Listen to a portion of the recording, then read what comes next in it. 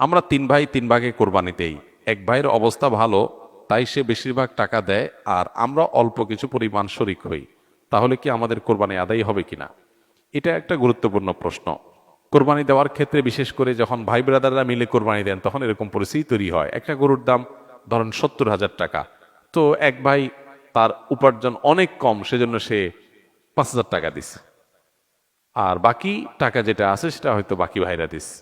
কোরবানি হবে কিনা? উত্তর হলো কারোর কোরবানি হবে না। কোরবানিতে যে কোনো একটা পূর্ণ অংশ নিতে হবে। 7 ভাগের একটা পরিপূর্ণ অংশ, 7 ভাগের 1 ভাগ, 7 ভাগের 2 ভাগ, 3 ভাগ, 4 ভাগ, সর্বনিম্ন 1 ভাগ নিতে হবে। ভগ্নাংশ নেওয়া যাবে না, অর্থাৎ 1 ভাগেরও অর্ধেক নেওয়া যাবে না। 2 ভাই মিলে 1 ভাগ নিছে, হবে না। তখন সেটা গোস্ত খাওয়া হবে।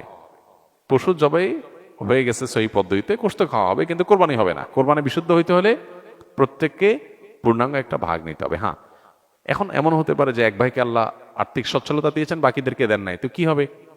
তখন সচ্ছল যিনি, তিনি তার পক্ষ থেকে কোরবানি দিয়ে বাকি সবাইকে, সবার পক্ষ থেকে দিবেন, যে ঠিক আছে তোমার পক্ষ থেকে একটা শেয়ার, তুমি টাকা দিলা না, আমি তোমারটা দিয়ে দিলাম, এটা হতে পারে।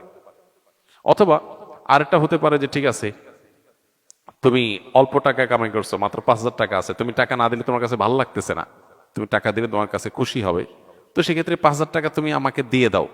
এটা কোরবানির শেয়ার না।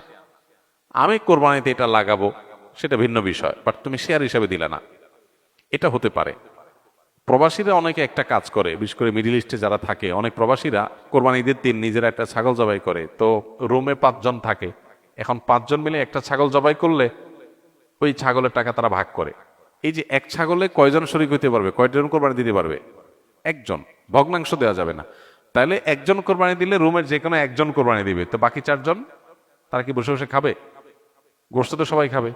তো এই জন্য তারা 5 জন মিলে ভাগ করে টাকা দেয়। এখানে কারোরই আসলে কোরবানি হবে না। জবাই করা হবে, পশুর গোস্ত খাওয়া হালাল হবে, কিন্তু কোরবানি হবে না। যদি কোরবানি হতে হয়, তাহলে এমন করা যেতে পারে, 5 জন মিলে টাকা দিল একজনকে, দিয়ে বলল, ভাই আপনি মুরব্বী মানুষ, বড় মানুষ, বা আপনি যে কোনো কারণে আমাদের থেকে ভিন্নতর, তো এই টাকাটা আমরা সবাই তুলে আপনাকে দিলাম, কোরবানিটা আপনার তরফ থেকে আপনি দেন, সবটা একজনের হলো, গোস্তটা সবাই খাইলো। বা এই বছর আপনার তরফ থেকে হলো, পরের বছর আমরা আবার সবাই টাকা পয়সা দিলাম, ভাই আরেকজন হলো, টাকা আপনাকে দিয়ে দিলাম, আপনার তরফ থেকে হোক, কোরবানিটা একজনের হবে।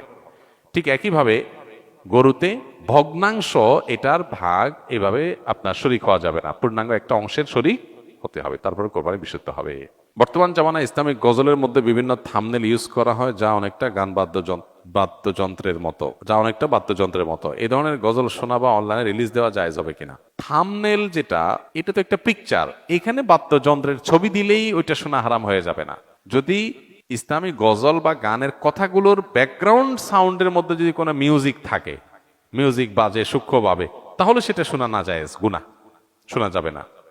থাম্বনেলের মধ্যে ছবি কি দিছেন না দিছেন, থাম্বনেল একটা তবলার ছবি দিয়ে দিলেন, কিন্তু ভিতরে প্লে করার পরে ভিডিওটা স্মুথ, একদম খালি গলা গাওয়া হয়েছে, সেখানে কোনো মিউজিক্যাল ইনস্ট্রুমেন্ট ব্যবহার করা হয়নি, তো এটা হারাম হবে কেন? মিউজিক শোনা হারাম, মিউজিকের ছবি দেখা কি না, দেখলে হারাম হবে না। বিধায় আপনার থাম্বনেলের ছবি কি আছে না আছে, এটার জন্য ভিডিও হারাম হবে না। তবে হ্যাঁ, আজকাল অনেক আপনার গজল, ইসলামী সঙ্গীত বের হয়েছে, যেগুলোতে সূক্ষ্মভাবে মিউজিক আছে, আপনি একটু মনোযোগ দিয়ে শুনলে বোঝা যায় যে মিউজিক ব্যবহার করা হয়েছে, সেগুলো শোনা হারাম।